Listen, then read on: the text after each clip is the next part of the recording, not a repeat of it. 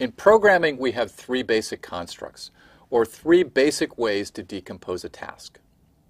The first is sequential. So this is very simple. We do subtask 1, and then we move on to subtask 2. With conditional, we do a subtask or another subtask, or maybe just one subtask, depending on a condition. So we have some kind of test condition, and if it's true, we might do one subtask. If it's false, we might do another. And finally, we have the iterative construct, where we do the same subtask over and over again until a test condition is met, at which point we go on to the next subtask.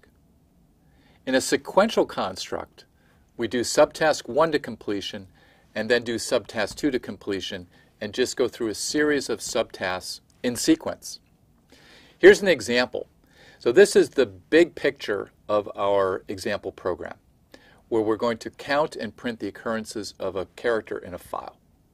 Now we can break that down into three sequential subtasks. First, we get the character input from the keyboard. Then we examine the file and count the number of characters that match. And then we move on and print the number to the screen. So we're always going to do subtask 1, get the character, followed by subtask 2, examine the file and count the number of characters, and then finally subtask 3, where we print the number to the screen.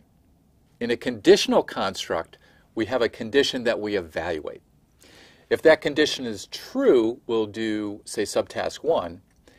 If it's not true, then we may skip that subtask or potentially do another subtask, such as subtask 2.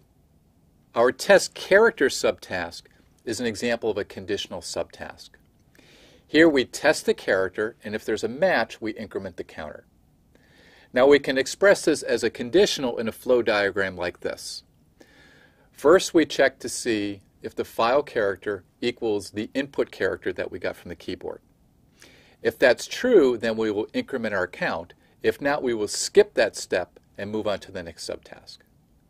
The iterative subtask, like conditional, has a condition as well.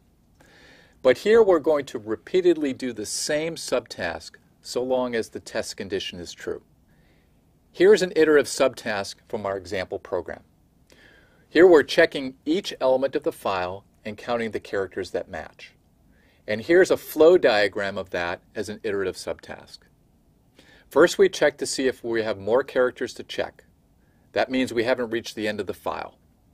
If that's true, then we check the next character and count if it matches. Now that check next character subtask is the conditional subtask that we just talked about. So that is embedded within this iterative subtask of reading all the characters in a file and checking them.